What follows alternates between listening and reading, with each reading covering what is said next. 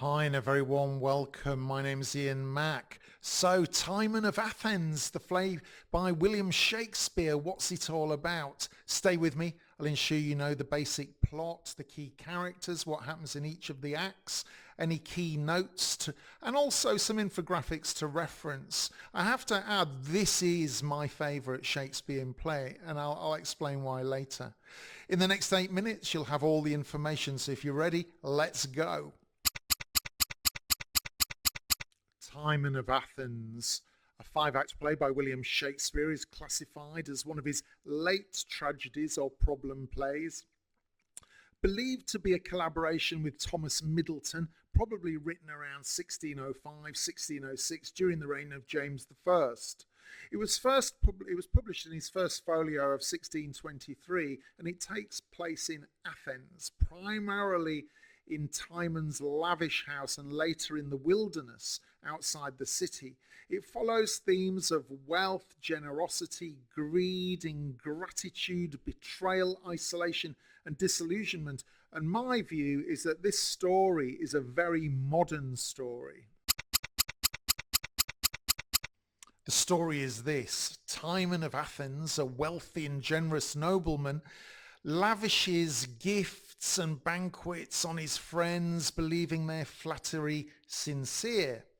When his fortune runs out and creditors close in, he turns to these supposed friends for help, but all abandon him. Only his loyal steward, Flavius, remains faithful. Bitter and disillusioned, Timon leaves Athens to live in a cave, cursing mankind. He's lost everything. But there, accidentally, he discovers buried gold, which he uses to bribe soldiers and mock the city's corruption. Meanwhile, the exiled general Alcibiades, if that's how you say it, threatens to attack Athens. The city begs Timon for aid, but he refuses.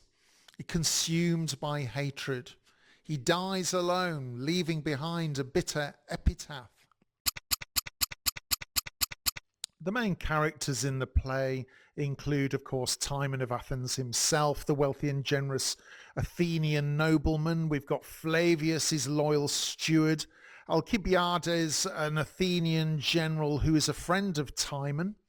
Got Epaminondas, the cynical philosopher who mocks Timon's false friends. They've got Lucilius, Lucius and Sempronius, three wealthy Athenians who once benefited from Timon's generosity. And we've also got the senators of Athens, leaders of Athens who enjoy Timon's wealth. Act 1 begins in Athens, where the wealthy nobleman, Timon of Athens, showers friends, artists, senators with extravagant gifts and banquets. Flatterers praise his generosity, whilst his loyal steward, Flavius, quietly worries that Timon's reckless spending is going to ruin him.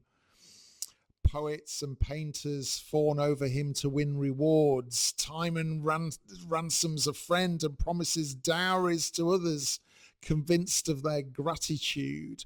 Meanwhile, the soldier Alcibiades appears at Timon's feast.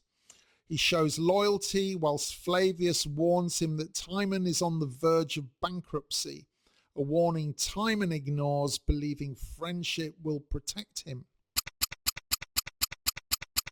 In Act 2, we witness debts and denial. Timon's creditors begin pressing for repayment. Flavius reveals Timon is financially ruined, but Timon remains calm. He's convinced his wealthy friends will help him and come to his aid. He sends servants to request loans from several friends who had benefited from his generosity along the way. However, these supposed allies, Lucilius, Lucius and Sempronius, they all make excuses. They deny him aid, or they pretend, they ignore his destitution. Their ingratitude exposes their hypocrisy. But Timon still believes that someone will come through for him. Flavius despairs as he watches his master's trust crumble. In other words, where are your friends when you need them? Act 3 defines the betrayal and the collapse. All of Timon's requests are rejected. Creditors demand repayment, and Timon finally grasps his betrayal. He hosts a grand final banquet, seemingly reconciled with his false friends. When they arrive expecting fine food, he serves them only bowls of warm water, and he hurls them at them in fury, denouncing their greed. He smashes the table, curses all flatterers as parasites, and he storms out of Athens. Flavius mourns his master's fall, but resolves to follow him loyally. Timon flees into the wilderness, raging against humanity. In Act 4, we encounter exile and hatred, but also huge irony. Now living in a cave outside Athens, Timon rails against mankind, vowing to trust no one ever again. Having to dig for roots to eat, he ironically finds buried gold. He gives some to passing thieves and to Alcibiades, who has been banished from Athens and now marches against the city with his soldiers. Timon encourages Alcibiades to destroy Athens as revenge. Flavius finally reaches him, still loyal despite Timon's ruin, and Timon, moved briefly, gives him gold but warns him, shun humanity. In the final act of the play, Alcibiades approaches Athens to attack it. The city's senators, desperate, beg Timon to intervene and stop the siege. Still consumed by misanthropy, Timon refuses and drives them away with curses.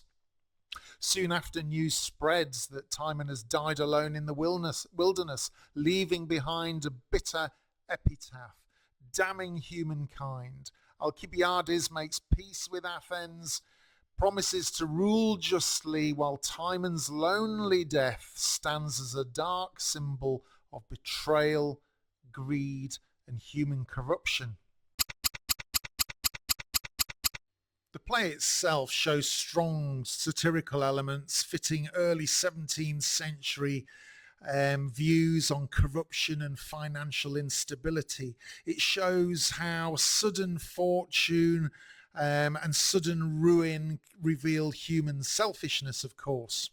It's considered one of Shakespeare's least performed plays and possibly even unfinished.